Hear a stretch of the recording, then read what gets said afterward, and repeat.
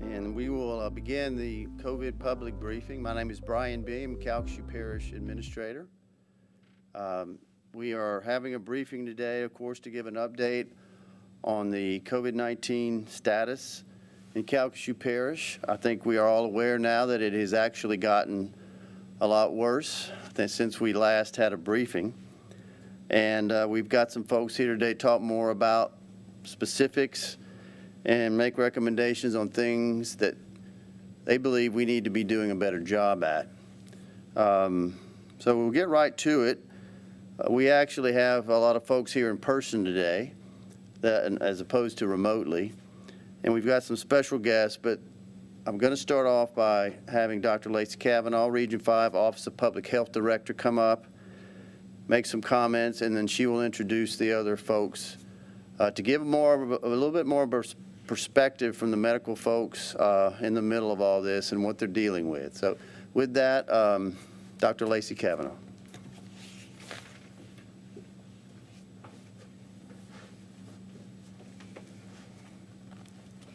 Hi, good afternoon, everyone. I'd like to start by saying that the situation that we have here in Southwest Louisiana in regards to COVID has continued to become more serious over the recent weeks. We have seen substantial growth in our number of cases, as well as our hospitalizations. In comparison to our previous peak, we have twice as many hospitalizations across this region as we had at the peak that we had in April and early April.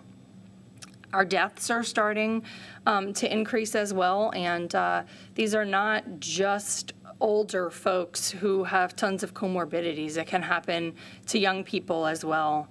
I'd like to reiterate, as we've talked about before, this disease is not just the flu. It seems to spread much more rapidly, and it can be more deadly. So today, instead of talking just about those rising case numbers, I really want to make this also about stories. I want you to hear from some of the folks who are fighting COVID in our hospitals across this region on the front line. So we'll have quite a few guest speakers today. I'd like to just briefly touch on testing, because testing for COVID has certainly been a hot topic. If you've seen the medical community's post, there's quite a demand for testing right now. So I'd like to just quickly clarify a little bit about testing. One is that we are not recommending that people use test-based strategies to return to work. We're recommending people use the symptom-based strategy for return to work guidance. So that means that if you have a positive COVID test and you have symptoms of COVID, which reminder, fever, chills, cough, shortness of breath, fatigue, loss of smell, nausea, vomiting, diarrhea, sore throat are all common ones. If you have symptoms and you test positive for COVID, then you should be at least 10 days since the onset of your symptoms and at least 3 days with reduction of symptoms and having no fever for those 3 days. And that's in the absence of having to take fever-reducing medicine. So 3 days and 10 days since the onset. If you test positive for COVID and you have no symptoms at all, then you need to wait at least 10 days since that positive test. That is what we are recommending for return to work guidance, not 2 negative tests, because simply there are just not enough tests to do that for every single positive that there is. People are also asking a lot of questions about what type of testing is needed. And really, when I'm talking about COVID testing, I'm talking about PCR testing, which is the nose swab, or sometimes it's done in a throat swab, but it is a swab. It is not an antibody test, which is going to be a blood draw or a finger prick. The antibody test is really to tell us if you could have had old exposure to COVID, and that could have been 2 weeks ago or it could have been 2 months ago. And it's not going to tell us if you are currently infectious. The other thing about testing is that if you are a close contact defined as within 6 feet of someone who's a known and confirmed positive, and you're in that 6 feet space for at least 15 minutes, you're a close contact. if you're a close contact, you need to isolate yourself for 14 days. And you cannot test your way out of isolation. A lot of times we do recommend, if testing is available, to test asymptomatic close contacts. But the purpose for that is not for return to work like we were talking about. The purpose for that is so that we can rapidly identify those cases and then isolate their close contacts. And that negative test, say you test on day 7 after an exposure and you're negative, that doesn't mean that tomorrow on day 8 that you couldn't then be positive. And so you really need to isolate for your full 14 days and not try to use a test to get out of that isolation period. So those are the main points that I wanted to make today, and I'll go ahead and introduce our first guest speaker. It's going to be Dr. Danette Null. She is the program director for the LSU Family Medicine Residency program here in Lake Charles. And Dr. Null is going to tell us a little bit about what she does, and then also a little bit about her experience with COVID on the front lines. Thank you.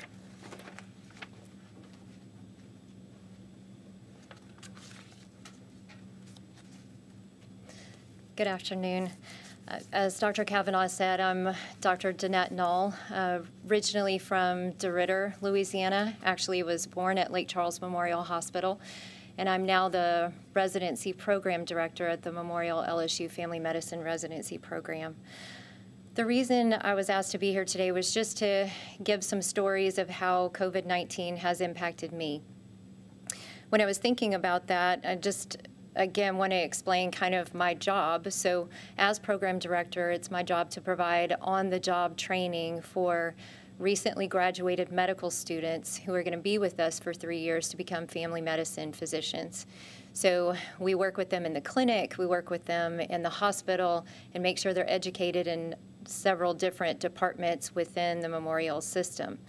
So we're all about teaching them so that they will care for the patients in our community in a safe, effective manner, and also care for anyone from newborn age all the way up through elderly and in between. When we were first told about COVID-19, I really thought, oh, this is going to be something similar to the flu. But as I learned more about it and did more reading, I realized that this was significantly different and we needed to act quickly to keep ourselves safe. So very early on, we implemented changes within the residency program so that we required all of our faculty, residents, and staff employees to mask. Since we have done that, we've not had a single person within the residency infected with COVID-19 by seeing patients there at the residency.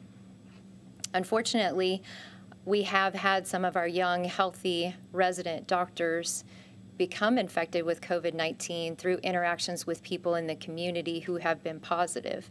And that has been very difficult to watch, to see a young, vibrant, healthy physician be put out of work for a period of time, have their education delayed. Some of those were infected very similar to flu. They would have fever, chills, be too weak to get out of bed, while others would have super high heart rates with little exertion at all and feel short of breath most of the time. Even after numerous weeks of convalescence, some of those doctors don't quite have the stamina and endurance that they had months ago. So we're still watching them slowly but surely improve. So again, that community spread is definitely something that we're concerned about and has affected us as a residency. When you have something like that happen, we also at one time had 13 members of our staff quarantined all at once, which is very difficult. You have to rearrange schedules, you have to cover nighttime calls. It's definitely something that we do not want to have to experience again if we can help it.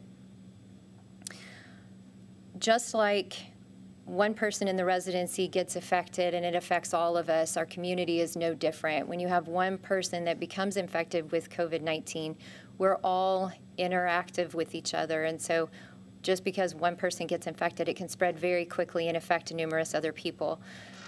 Think about the different restaurants and businesses that have had infected employees and they've had to shut down. So it's things like that that we're concerned about. 2 days ago, on a medical meeting that we were having, one of the physicians in the New Orleans area was telling us about having taken care of a patient that was positive with COVID-19 with blood work, admitted to the hospital, improved, had testing that showed that he was negative, was discharged home, and then several weeks later had new symptoms, was readmitted to the hospital and tested positive again for COVID-19. So we are seeing some cases and having some concerns about just because you've been infected once doesn't mean that you can't be infected again. Our actions affect each other, and that's what I want you to remember if you remember anything out of me talking to you today. I love this community, and I pray for it daily. I've been doing that regularly for years. All of the people here love very deeply and are very generous.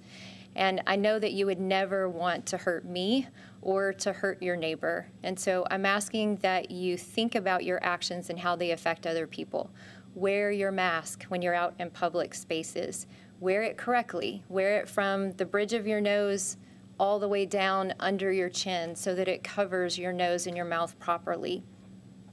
If you can avoid crowded spaces, do that. That's what we're asking, so that, again, when I wear a mask, I'm not wearing a mask as a political statement.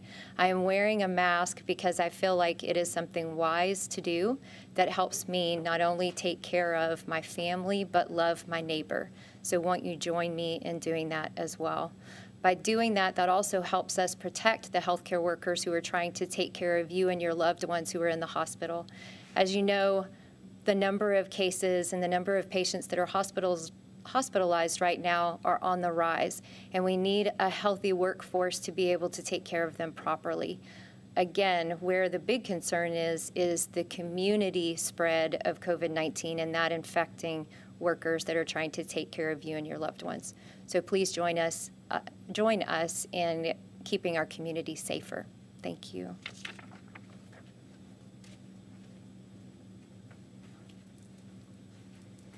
Hi, we thank Dr. Null. Our next guest speaker is going to be Dr. Cliff Corville, who is a pulmonary critical care doctor at Lake Charles Memorial Hospital.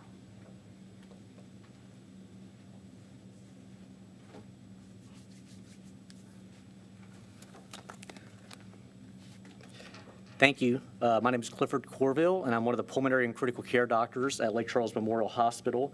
And I wanted to just give some insight into what things look like on my day-to-day. I round up on the ICU and on the floors at the hospital, and I'm seeing several patients in our COVID ICU. And there are a lot of findings that we find to be concerning. These particularly relate to how sick these patients are, and also the numbers of these patients that we are seeing come in every day. As it stands this morning, we had 19 patients in our COVID ICU. We had 10 of those patients on ventilators. Keep in mind, our COVID ICU only has 16 beds, which means that we are having patients having to share rooms already. When you think about where we were on July 1st, when we had 9 patients in our ICU, in just 9 days, that number has more than doubled. And so you can anticipate what things may look like in 9 more days when we don't have any patients that we can fit in our COVID ICU. We will have to then consider closing down another ICU to fit more COVID patients, which will then involve perhaps eliminating any other elective or emergent surgeries that are being done. And really, we will be looking at having a major limitation in our resources that are available. As we anticipate that we have 19 patients in our ICU right now, 10 of those on ventilators. We pulmonologists and our nursing staff and our nursing directors are keeping a running count of what we have available. We have 10 of those patients on ventilators. We do have 30 more ventilators available if needed, but we only have 31 monitors to watch those patients. So we're in the current process of ordering 6 more monitors, which will buy us some time.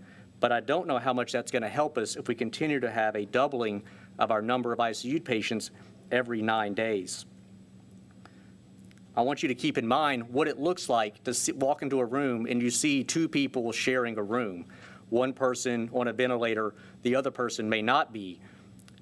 That person who is not on the ventilator is watching what is happening next to them, anticipating that that is going to be them. If somebody's heart stops, we have to do CPR. We will do CPR and do what we can to resuscitate that individual. That may occur in the presence of an individual who was literally sitting right there watching their neighbor decline. We have gotten better at being able to support these patients. Our therapies are slightly better than what they were in March when this was all new to us. This has allowed us to keep people alive longer. That, coupled with the fact that many of these patients are younger than what they were back in March and April. We have 18-year-old who is in the ICU right now. We have several 40-year-olds. We have people who are 50s and 60s and 70s who all were working, all had maybe one or two medical problems, high blood pressure and diabetes, but otherwise very functional members of society who are now critically ill and may not survive the next 2 weeks. It is not going to be pleasant for anyone if we have critical portions of our health care become limited to where we have nowhere else to turn. It is very frustrating for us. We feel this sort of sense of impending doom as there is no end in sight to what we see coming through our door every day, and knowing that we are going to have to reach a point where we have to limit what we can provide, which goes against the very nature of what we do, which is try to help everyone. And so we ask that you please help us and continue to wear masks and social distance. We know it's hard to have mandates, but if that's what has to be done to save people, then I guess that's what we'll have to do. Thank you.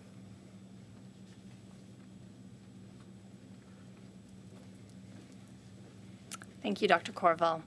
Our next guest speaker today is going to be Dr. Manley Jordan, who is the Chief Medical Officer of Lake Charles Memorial Hospital.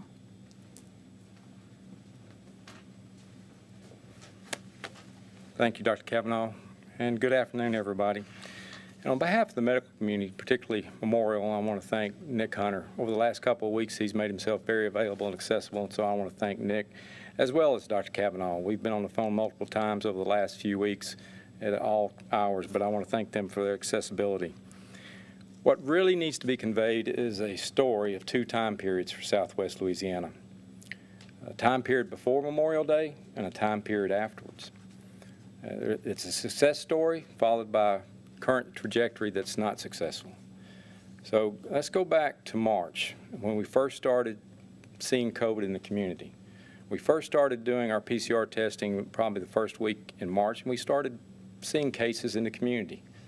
The very next week, we started having hospitalizations. Our first hospitalizations at Memorial were March 15th. And there was a slow, steady increase, a slow wave, if you will, up until us peaking the first week in April. First week in April, we had a total of 32 COVID patients and 10 ventilators.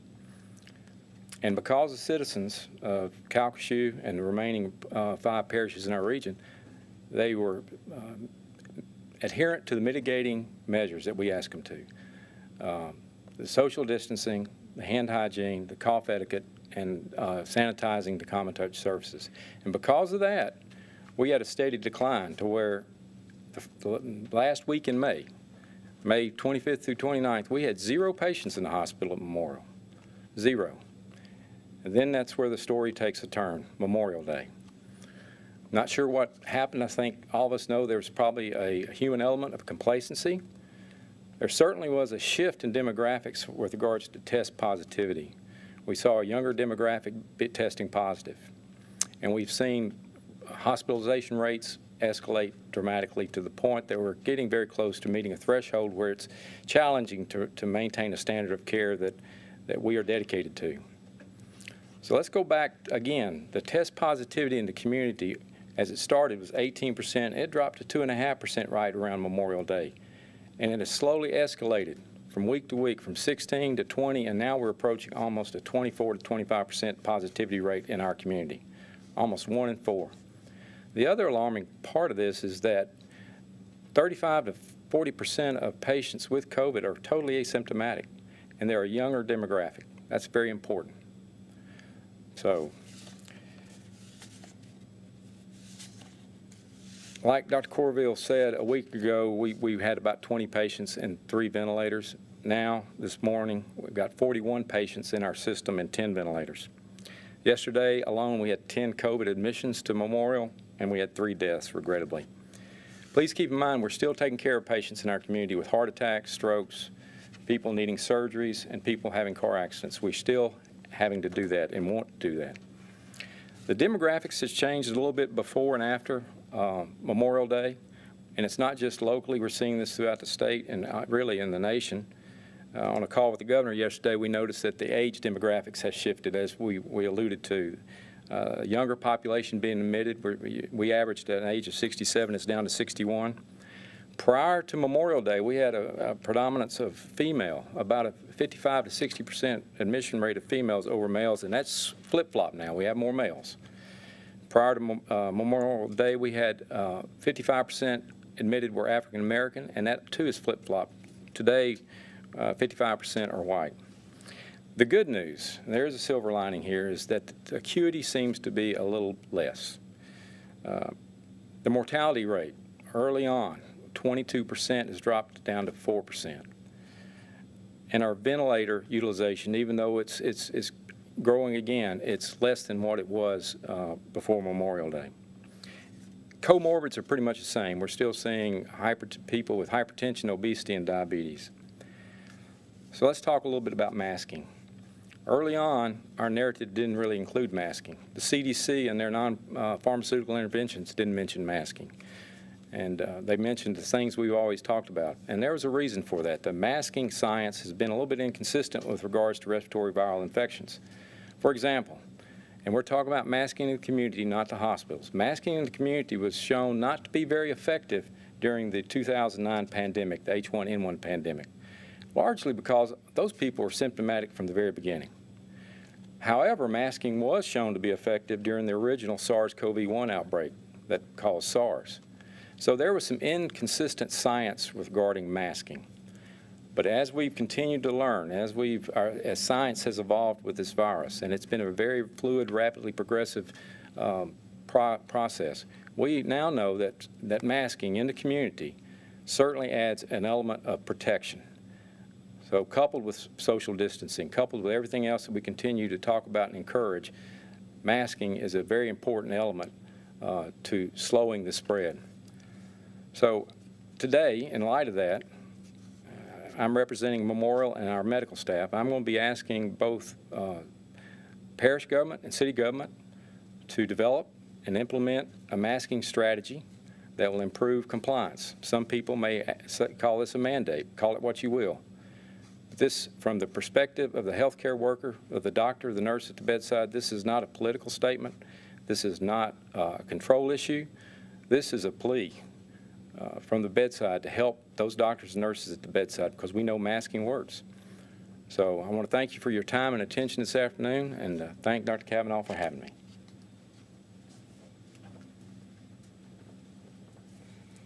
And our last guest speaker is Mr. Kevin Holland, who is the CEO of Ochsner St. Pat's Christus. Thank you, Dr. Kavanaugh. I just want to echo what my peers from Memorial have said. During the past 2 to 3 weeks, we are seeing record levels of COVID in our St. Patrick Hospital as well.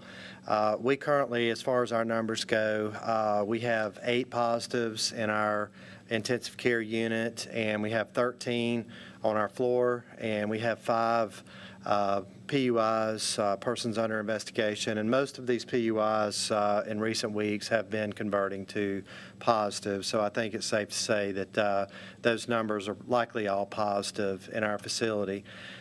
Similar to Dr. Jordan's story, we just weren't seeing these numbers quite as high back in March, April, and May. We have seen a significant spike in June.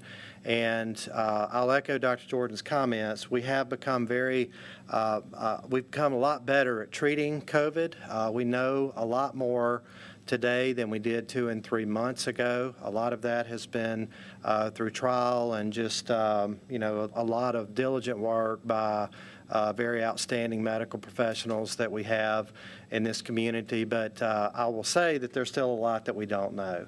There's still a lot of nuances to this virus that make it very challenging, make it very difficult to contain, and we're seeing evidence of that right now.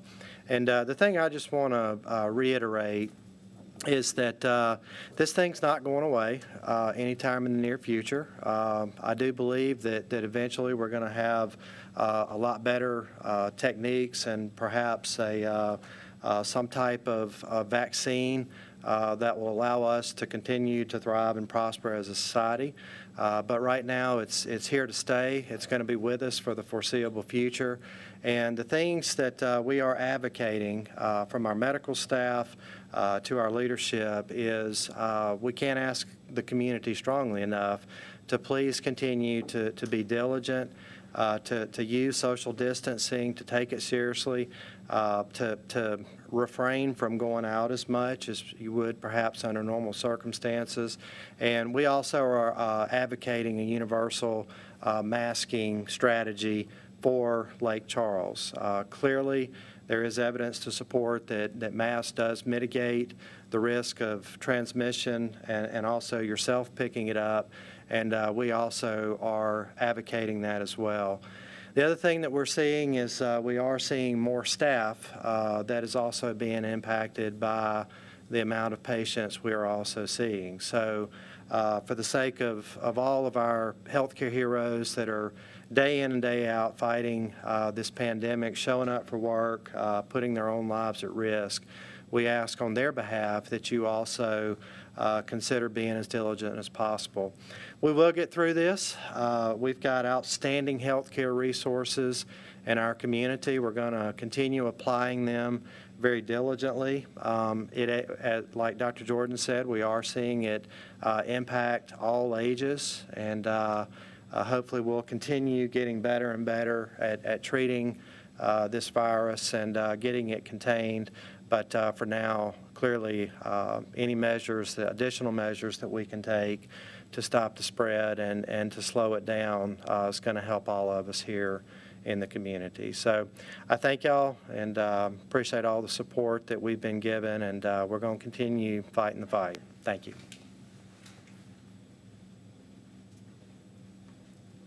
And that is all from the medical community, and I will take questions. Okay. First of all, can you tell me how many ICU beds are available in the community? We were given an anecdote about somebody who supposedly went to a local hospital and was sent on to Leesville because there was no ICU bed available. So I will say that the bed availability has definitely decreased in recent days. The percentage available on a daily basis is released at noon every day on the website, and it will show how many beds and ICU beds are available. So for that question, I would say go to ldh.la.gov, and it will give you the tally for today, because I don't think I had a chance to look this morning before I made it here. And just to clarify, so are you saying that after you've had COVID, if you've gone 10 days and you go at least 3 days without symptoms, you do not need a test? I'm saying that if you test positive for COVID and have symptoms, then you need to be 10 days since the onset of the symptoms plus 3 days fever-free with substantially improved symptoms before you can be cleared to return to work. Okay, so if you go at least 3 days after having been positive for COVID. 10 days. I mean, well, no, first the 10 days, but then 3 days in addition to that 3 without days symptoms. Without symptoms. You do not need a test. Yes, because by then you would meet the criteria for return to work. But that criteria, I mean, we want to be able to test folks so that we can then identify their close contacts. So we would definitely encourage people who are symptomatic to get tested. But if you're positive already, so you've already had a test, and you go 10 days since that positive test, and you're 3 days symptom-free, you do not need a second test to clear you, is what I'm saying. Okay. Does that make sense? Yeah, it does. We have people who at the end of the road are waiting to get another test before they go back to work. So I think that there's a lot of confusion with regard to that. Also, we had a viewer who wanted to know if people who are getting a second test are being counted again. Right, so we do have a process in place to deduplicate that data. So of course, we are looking by name and birthday to try to pull out any duplicate results, because we are aware that obviously people do sometimes get tested a second time for various reasons. So those are being deduplicated. Of course, I'll say the system is not perfect. If someone has a misspelling of their name or a misspelling or a mistypo of their birthday, is it possible that one person got counted twice? I mean, I think it is, but that is not the norm, and we do pull those duplicates out. Okay, I think that's it. Thanks. Okay.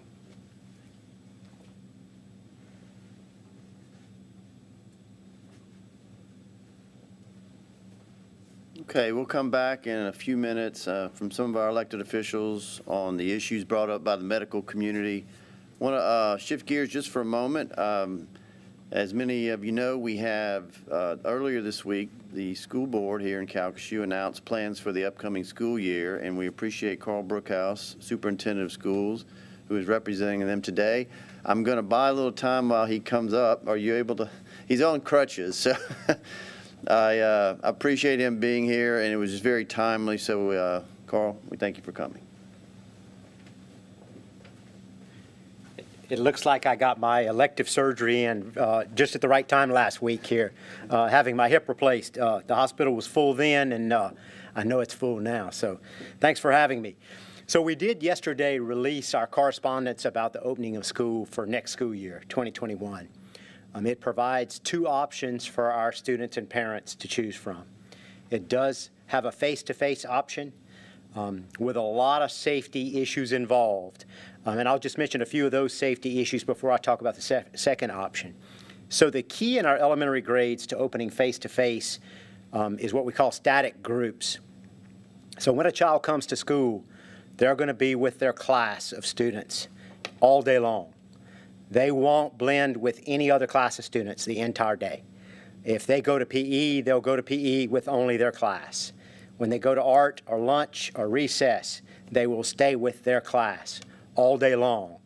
And that's so that we can know who was together. We will have static seating charts at every level that we have where we seat students. And so we'll know where students sit at any given time. That will give us the ability to know basically who they've come in contact with. We also, for our middle and high school, have been able to develop a schedule for next year that reduce class sizes dramatically. We will try to have some of our largest classes around 21. And you ask why 21? We've measured our classrooms and feel like to the maximum extent possible we can social distance in those classes. We may have to take some furniture out, and we're prepared to do that with storage containers. We'll do those things we have to do to set desks and tables far enough apart in that classroom to social distance. Now, those students will still change classes, but as you've heard lots and lots of times, the key to that is 15 minutes, 6 feet for 15 minutes. So we got to keep kids moving during the day, changing classes and getting through our hallways. We will have arrows, we will have decals, we will have signs that remind them to wash their hands and sanitize and social distance, and we'll have they're everywhere. They're positive little signs and CDC guidelines, and we're just going to have hundreds of them everywhere to remind people of what's important.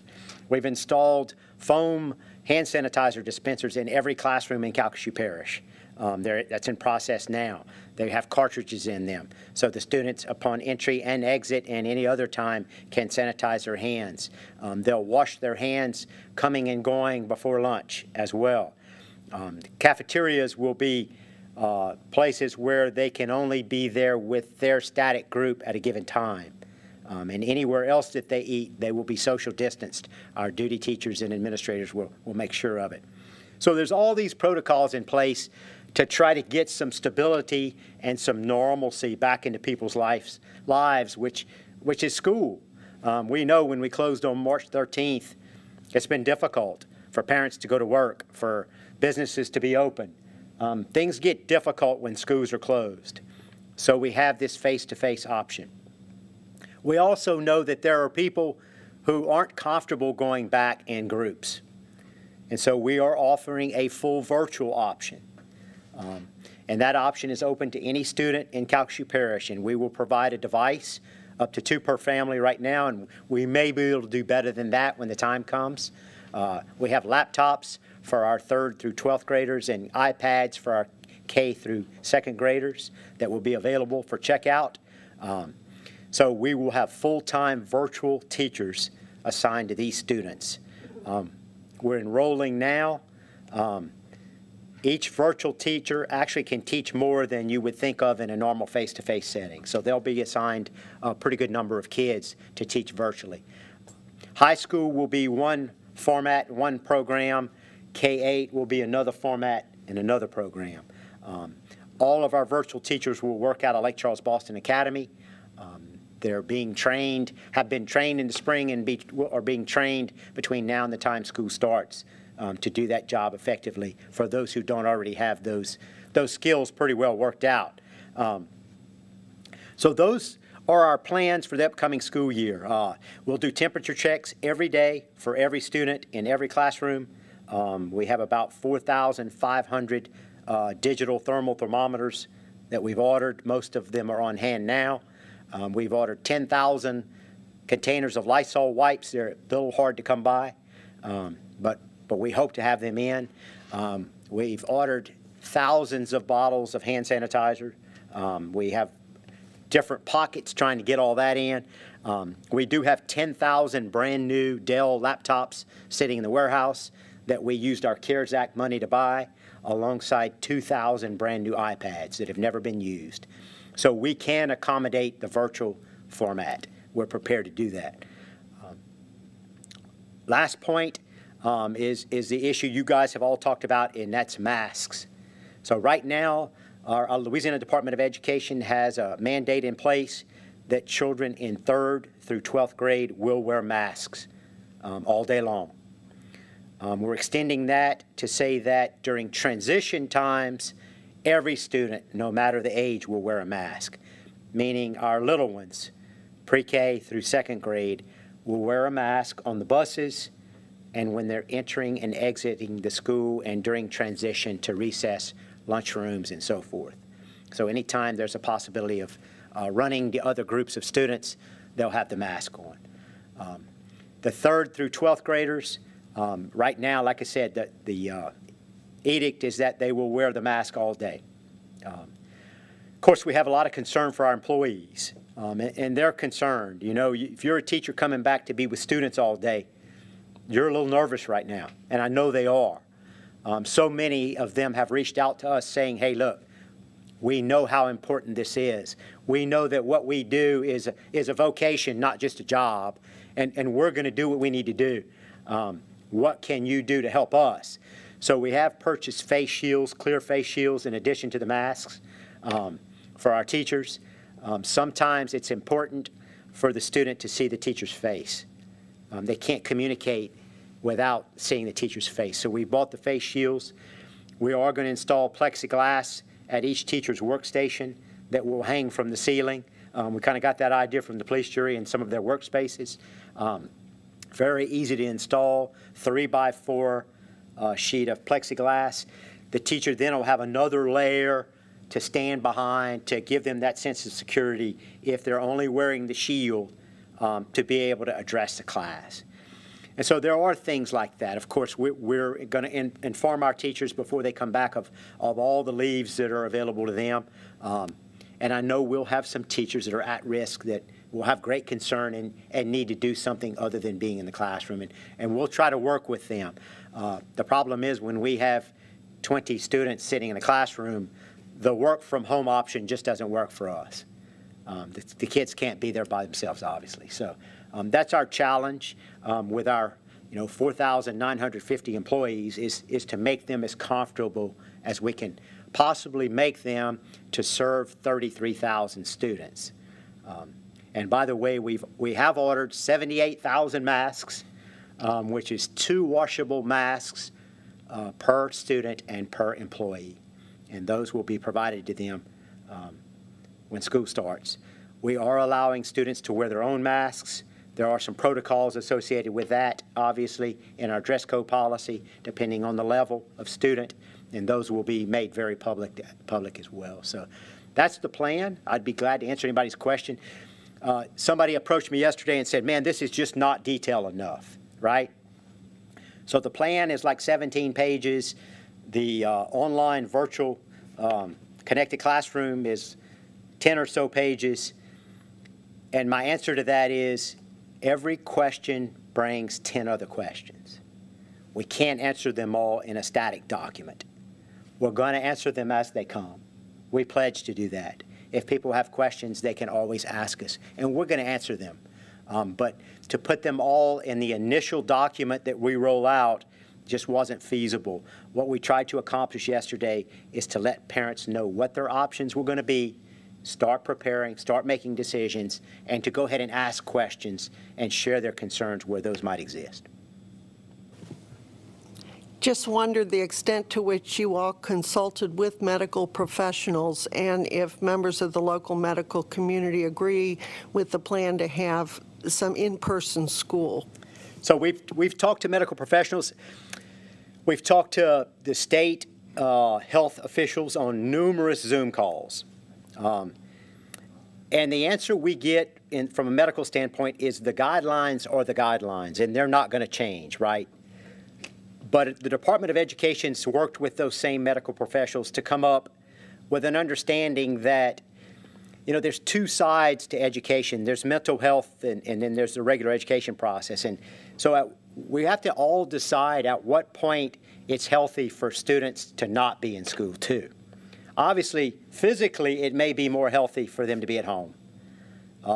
Emotionally, socially, psychologically, at some point, they're going to need to be in a school environment. And when that point has been argued all the way around, right? And I don't think anybody has the answer for that, which is why we are offering the virtual option for those people who feel uncomfortable coming back face-to-face.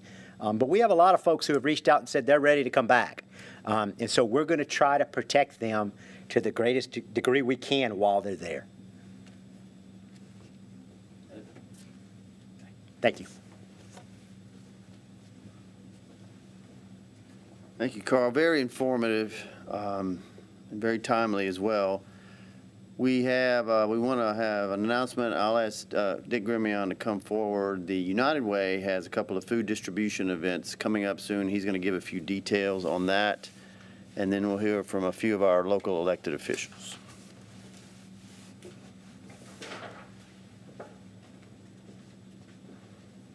Thank you, Brian. On behalf of Denise Durrell with the United Way, they're hosting 2 of these food distribution events. Both will be open to the public, and both will be first come, first serve. They have enough food for 700 cars. The first event will be July 16th at the Lake Charles Civic Center from 11 a.m. to 1 p.m. The second event will be on July 30th at the Beauregard Parish Fairgrounds, again 11 a.m. to 1 p.m. And just remember, it's the first 700 cars that show up, so be there early. Thank you.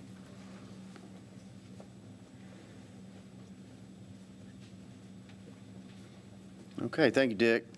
We'll now hear from Brian Abshire, Police Jury Vice President. President Tony Guillory is unable to attend today. We appreciate Mr. Abshire being here.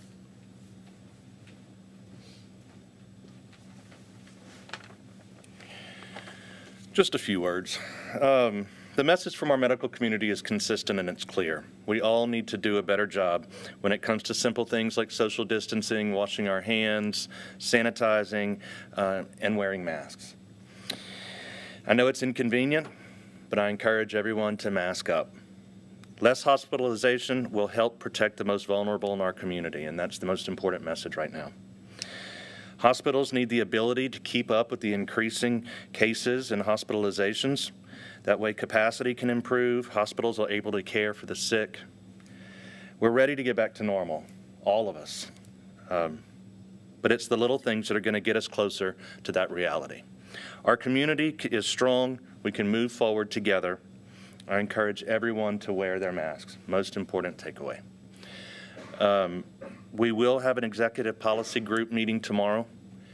That way we can discuss other options and you'll be hearing more out of the police jury and the mayors and other local officials to let you know what our further options are.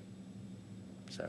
It sounds like the doctors are asking for an ordinance or a mandatory mask rule. What do you think about that? Well, we're going to have discussions tomorrow and see what our options are and how we can go about putting that out to the community.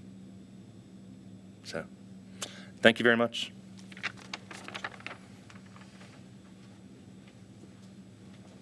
Okay, thank you, Brian. We'll next hear from Mayor Nick Hunter of Lake Charles.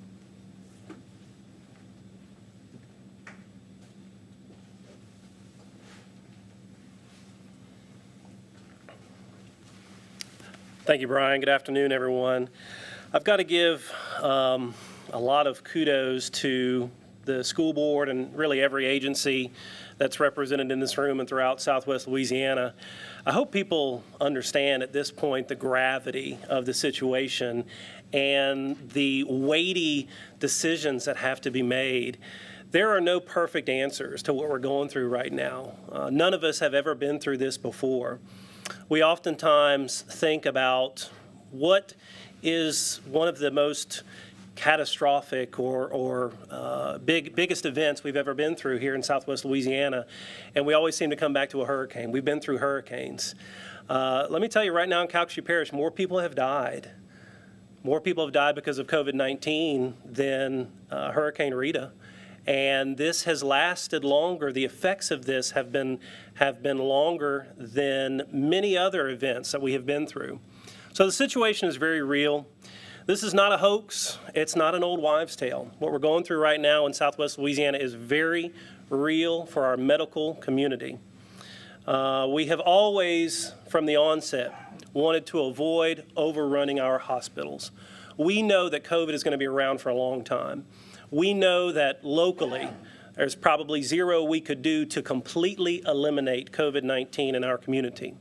But there are things that we can do to help ensure that our hospital systems are not overrun. And if our hospital systems do get overrun, that affects more than just COVID-19 patients. That affects more than just the family members and friends of COVID-19 patients. In late May, we were in a stable spot here in Southwest Louisiana. That has changed today.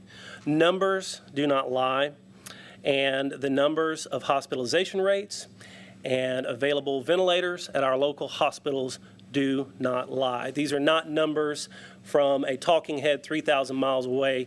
These are the facts and the numbers of local people that I personally trust and consider friends in this community. I have personally had conversations with about a dozen doctors, different doctors, local doctors, over the last 24 hours. And the message has been very concise and very direct that our community can do more to help to prevent the spread of COVID-19. Those conversations with doctors, especially doctors affiliated with our local hospitals, have been absolutely sobering. They have been sobering as a mayor, and they've been sobering as a human being to hear some of the cautions of what could happen if the trajectory continues. I'm very happy that the Executive Policy Group is meeting tomorrow. Just as a reminder, that group consists of all the mayors in Calcasieu Parish and the Calcasieu Parish Police Jury and the Sheriff's Office. If certain steps are not taken, and if our numbers do not improve, again, our hospitals could be overrun. I want to let everyone know that as of tomorrow, to enter a city building or to ride on a city transit bus, visitors will be required to wear masks, as well as our employees, which they have been doing that, and that is for the safety of our employees and visitors. Ladies and gentlemen, there's lots of options out there. One of the worst options is if this trajectory does continue, and it's not up to locals, but perhaps up to agencies above us, that we would be forced to push back to a phase 1 or forced to push back to a lockdown. That is a possibility. And I don't want to see that happen. I don't think anyone in this community wants to see that happen. So with that, I'll take any questions. So what is your position on a mandatory requirement that people wear masks? And if you do favor that, how would you enforce it? What, if any, penalty would there be? Sure. Great question, and it all depends on what type of proposal it is. I can tell you that right now, with the information I'm hearing from the medical community, it is absolutely something that we should consider. It depends on the proposal, and you asked about how would it be enforced. I don't have the answer to that yet, so it would be irresponsible for me to comment on a plan or a proposal before it's formally put together and before it's formally launched. In addition, I want to remind everyone that the City of Lake Charles is an autonomous city, just like other municipalities are throughout the Calcasieu Parish, and then there's a Calcasieu Parish Police Jury. So ideally, you would see a group come together with a consensus, but it is certainly my opinion that more must be done. Just to clarify, are you saying the executive policy group is going to develop some type of proposal and ask the different entities to consider passing it? I'm saying that the executive policy group tomorrow, and I'll let Brian comment a little bit more about the makeup of that group or what that group does. But tomorrow, I believe the conversations about all options will be on the table with the executive policy group. Thank you.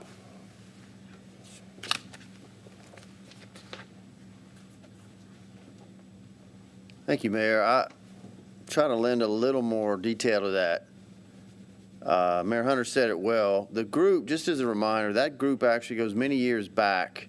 It is voluntary in the sense that we recognize in hurricanes, even before Rita, but certainly since, when you get into things like recommending or making decisions on evacuations, sheltering, but in any type of event, and pandemic included, having the leaders of the local parish officials, which again, police jury president for the whole parish, including cities, police jurors represent cities, the mayors of each of the 6 municipalities and the sheriff are on that.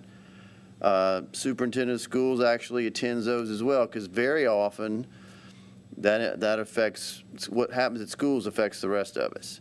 So meetings are to share what is going on in their particular areas and compare notes, if you will. Nothing out of there, they aren't a legal body. So to try to answer your question, this is simply the legal part.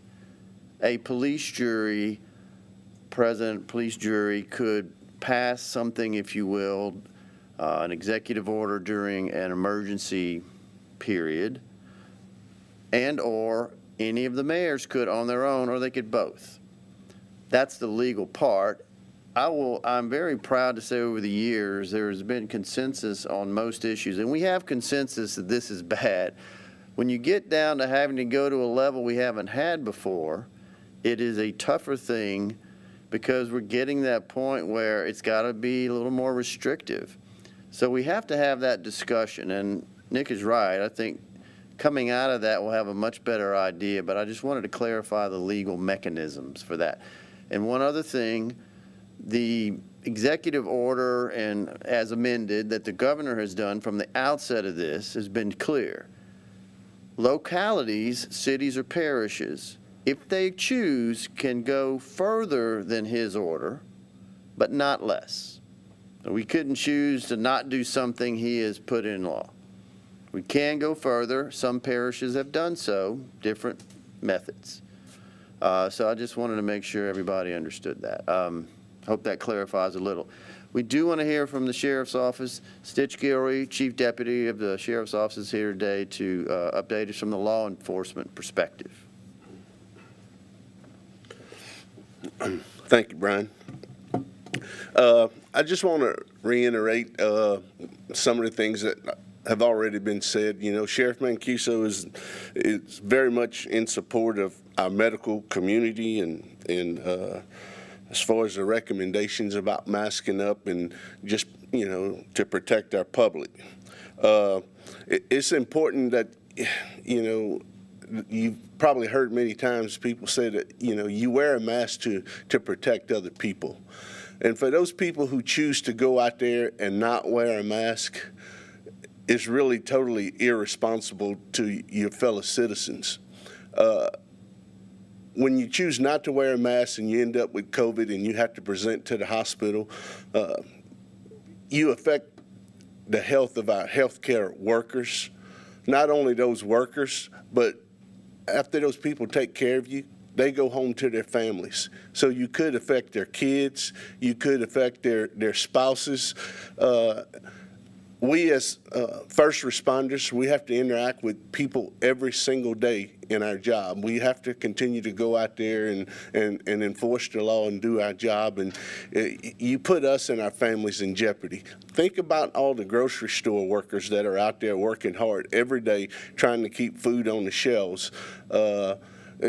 If you don't have to expose those people to COVID-19, please just be smart and think about the families that you could affect.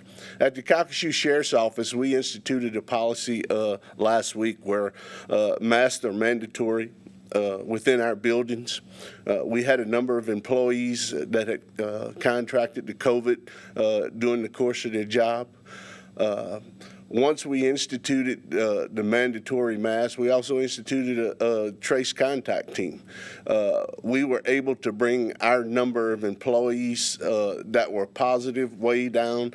We were able to reduce the number of employees that we had to put into quarantine. So, you know, when you talk about the first responders, the healthcare workers, the school board workers, the parish workers, it affects a lot of people, and our biggest challenge is to protect our workforce, because without a proper workforce, you know, we can't go out and do our jobs the right way. So my message to the community is wear the mask. Please, I'm begging you, asking you, wear the mask. If not for anybody else, just if you don't want to do it for yourself, do it for your friends and your coworkers. So my message today is, you know, please mask up for all the Calcasieu. Thank you. Stitch, what do you think about whether wearing masks should be mandatory, and do you have any vision for how something like that might be enforced? Me personally, I think the mask should be mandatory, just for the exact reasons that I stated before, Teresa. The only problem is who could enforce that.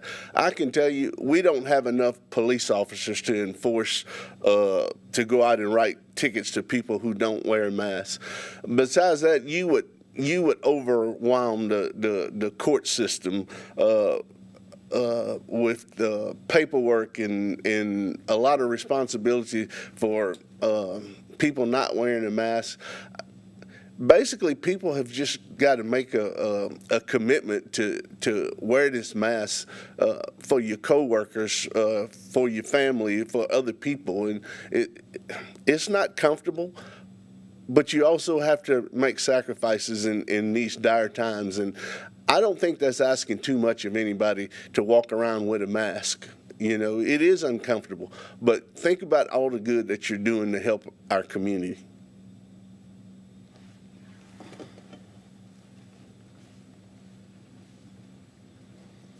Okay, thank you very much, Stitch. That's the list of our speakers today. I want to try to summarize, and this is from talking with a lot of the medical folks, Dr. Kavanaugh and Jordan, everybody else. And I'm going to try to take a layman's shot at this to try to put the big picture in view. What is the goal? And in listening to the medical professionals, the goal is to get that caseload down with COVID so low, you're not going to eliminate it, but you get it manageable in order to allow all the medical facilities to provide not only health care for the COVID affected, but everybody else. And they tell us that we were doing very well. I think Dr. Jordan mentioned that. If you go back to the early period where you had the combination of a stay-at-home, recommendations to mask, wash your hands, social distance, all of that, this community did that very well. And all of those combined brought it down to where we were seeing, on average, I don't know, maybe three new cases a day. Somewhere around Memorial Day weekend, it started changing, and there's different reasons for that. And But basically, we have found ourselves back where we were, but maybe even worse. And it's because we have let off the pedal, if you will, on the things that worked. So the question before local officials and medical and just elected and others is, how do you get that back down to that goal of lower case management that is manageable and you can use contact tracing and so forth? All of us agree, I think nobody wants to see going back to shutdown, if you will.